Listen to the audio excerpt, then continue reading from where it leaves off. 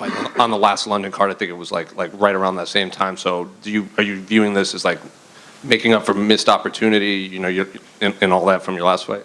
Yeah, it's nice to be local again. Not have to go to New York or Vegas. Nice little 3-hour drive, and we're here. So yeah, I feel like if I could have picked between this one and the last one, I'd have picked this one anyway. Big pay-per-view card, massive main event, massive co-main. So I think a lot more eyes will be on this one. And yeah, it's good to be back in London.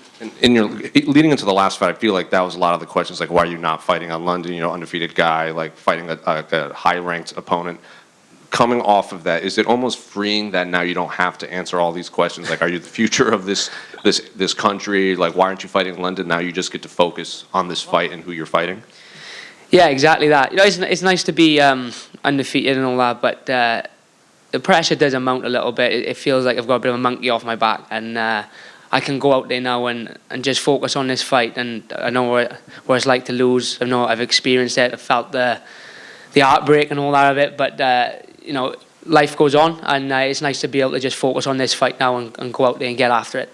Sean Brady said something similar when he was going into his Bilal Muhammad fight, that like the thoughts of like title shots and the O in their record, like it didn't weigh on it. He didn't realize how much it weighed on him until the fight was over. Did it, in hindsight, was it in the back of your mind a lot, this undefeated record?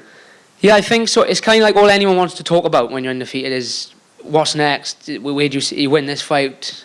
Where you gonna go? Do you want, how long till you want to fight for the belt? Blah blah blah. It's kind of like you don't necessarily feel it at the time, but when you look back, that's all it is constantly all fight week. And obviously, it'd be great to have won half fight and still be undefeated. But by picking up a loss, you almost have to take a step back and look at what went wrong and what can be done better. And it's a good learning experience. And yeah, it just feels a little bit less. Don't want to say stressful, but it just feels a little bit less like of a drain on me this week, not having to talk about being undefeated and how, like, you know, do I worry about losing and do I feel the pressure and all that. It's just nice to just go out there and worry about the fight.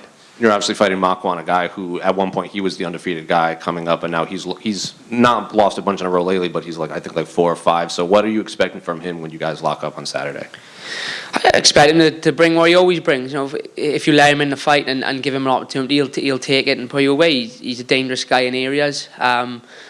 But I just expect myself, as long as I go out there and perform how I know I can, to kind of outclass him in all areas. You know, I'm not underestimating. I know he's coming off a loss, but you know, I've seen him be 2 rounds down and pull out the choke and out of nowhere. That's his go-to, and if he gets it, he'll take it with both hands, literally. So I know what he brings to the table, but I'm confident that I can neutralise him. Well, kind of going off of that, his submission skills, obviously he comes from, like, he has a wrestling and submission background. You have a lot of submissions yourself. Historically in the past, when you get to submission artists fighting, it can kind of turn into a striking matchup. So how would you rate your striking compared to him, even though, because he does have that amateur background? Yeah, I mean, I think he's got a decent little boxing style on the feet, but I think in terms of, you know, variety of tools, I think I kind of outmatch him there. I think I'm a lot more well-rounded in terms of striking IQ. I've been boxing and kickboxing since 6 years of age. I don't necessarily show it all the time, but I'm well-versed on the feet. I've got really good Thai and boxing coaches, and I think if it turns into a pure striking match, then I win that one every day. But I don't expect it to. I do expect him to shoot and try and wrestle me. And last one for me, how do you see the main event playing out between Leon and Kamaru? Yeah, I think I obviously got to back Leon. This card wouldn't be happening if Leon didn't do what he did in August. But I think it'd be a close fight. I don't think it'd be as one-sided as the last one in terms of Usman dominating, but I think it'll be a close fight. It'll be down to the wire, but I'm confident Leon will pull it out. Just over here. You're coming into this week obviously a lot heavier than you have before. You're calling me fat? No, not of course. What was the decision behind the move to featherweight? The last probably 3 or 4 weight cuts have been really tough. I mean, there's no secret. I always look like death warmed up on the scale. And my old man and my other coaches have probably been at me for about 12, 18 months to consider the move. And it's easy to forget about a tough weight cut when you're winning all the time. And I think the fact that I lost, I felt like I don't want to blame the loss on the weight cut because that'd be unfair to my opponent, but I felt like I didn't carry into what I do in the gym into the cage. So I went up and got a DEXA scan, a BMR scan, a bone density scan, and they kind of looked at me stupid as if to say, you keep cutting all this weight, something's going to go wrong. And I feel like I've said this about 100 times, but if something happens in the cage, I know what I signed up for. But if something drastic happens in the bath or in the sauna beforehand, then that's not what I signed up for. And, I just thought, let's give it a go. I didn't want to kind of jump into it and just be like, right, I'll just go up a weight and not cut any weight. I wanted to do it properly. I spent a good 4 months before Christmas, putting on some lean mass and some muscle, and then really dialed in my S&C and my nutrition the last 10 weeks with Paul Reed to make sure that I'm going in here as a legit featherweight, then not a blown up bantamweight. Yeah, and how do you think, not having to cut all that weight, how do you think that's going to impact your performance? I just think I'll be able to perform in there on the night how I do in the gym.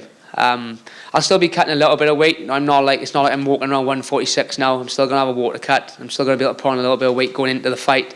But I just feel like I'll be much more energized. I feel like the weight cut, especially like if I look back at my fight last March, I won that third round on just guts and determination. I had no feeling in my arms, in my legs, and my coach said I can do 10 5-minute rounds if I go to in the gym. It's not an issue. So to be that tired at the end of a 3-round fight is a weird feeling, and I just think my engine at this weight, I'll be able to go at the pace all day, and I think that'll obviously just be another tool to add to my basket. What do you make of the featherweight division? It's equally as stacked as bantamweight. I think there's not an easy fight. Even the guys outside of the rankings, just below, they all got capabilities of going on and being top contenders. And then you look at the top 15, just like a bantamweight, it's full of sharks and full of killers and no easy fights. But that's what the UFC is. I know I signed up for when I signed the contract with the UFC that I'm not going to get an easy fight now for the rest of my career as long as I stay here. So, but I'm used to that. I've been fighting tough guys all my career, so it's nothing new, and it's something. I'm a martial artist, and that's the type of challenge we want. We don't want to go in there and have gimmies. We want to go in there and prove that we can compete with the best. And of course, Alexander Volkanovski is going to be obviously taking on Yair Rodriguez next to unify the title. How do you see that going down? It's wild because if you'd asked me before the fight, I'd say Volk comfortably, but Yair looked that good against Emmett. It's kind of like it's thrown a bit of a spanner in the work because Volk looked pretty much unbeatable at featherweight. He looked pretty much unbeatable at lightweight as well. Then Yair pulls on a performance like that. I think they're doing the right thing by making that fight next because it's a real clash of styles. And I think anyone who kind of stands and trades with Rodriguez could be in for a long night. But if there's anyone that could do it, it's probably Volk. Thank you. Gotcha. On the lead up to this fight, obviously you've been able to focus more on improving on things that you might think you have to improve on instead of cutting weight. How refreshing has that been for you to be able to focus on improving your game instead of kind of having to focus on the weight cut as much? Yeah, it's been probably the best. Well, it's been the best camp I've had in a long time.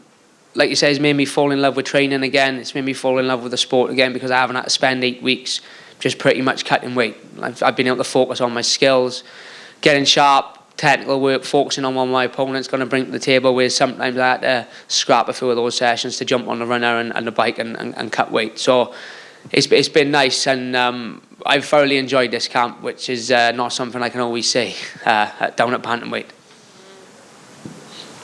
Jack, over here. I just wanted to ask you about the process of changing weight with the UFC. Is that something that's simple to do? Yeah, pretty much. Text my manager Graham, said, "Can you let him know I'm going to featherweight?" And that was that pretty much. I didn't hear no more off. It was, I think the UFC are kind of all for guys, not cutting massive amount of weights and going in there healthy. I think the healthier you go in, the better fight that you're going to have and the better you're going to perform. So there was no pushback or nothing like that. It was just a case of let them know I'm going up a weight. Just secondly, I wanted to ask about you're built up. So you built into a ranking at bantamweight and you've got all this credit behind you. Moving up to featherweight, do you feel like you still have a lot of that good stead with you, or does it sort of feel like you're going to have to sort of prove yourself again in the new division? I think people will obviously look at me as being a ranked bantamweight and think he's obviously legit to get that ranking, but at the same time, I have kind of got to start again, and it is a different weight class against different guys, who oppose different threats. So I have got to I've kind of got to start all over, but I got no problem doing that. I think a good win Saturday anyway. Makwan's beat some good level guys. Been into it some good level guys. So if I can get a good win there, then I think it'll kind of fast track me up a little bit. Jack, hi mate. Featherweight's populated with a lot of UK talent now. We saw Nathaniel Wood and Larone's fight unfortunately fall through. Are you happy to fight other UK fighters, or would you rather fight fighters from outside Great Britain? I'm happy to fight anyone, anywhere, as long as I got a couple of weeks' notice to let the missus know that I'm going to be gone for a week. So yeah, anyone. I mean, look, I don't like to pick and choose fights. It's kind of like I've never ever gone to UFC and been like, I don't like that fight, can we have someone else? It's kind of, you tell me who I'm fighting, tell me when I'm fighting them, and I'll sign the contract and be there. And has the darts scandal affected you mentally this week? Listen, I will not have my name tarnished. It was a legit win, and we'll get to the bottom of it next week, let me tell you. Thanks, mate.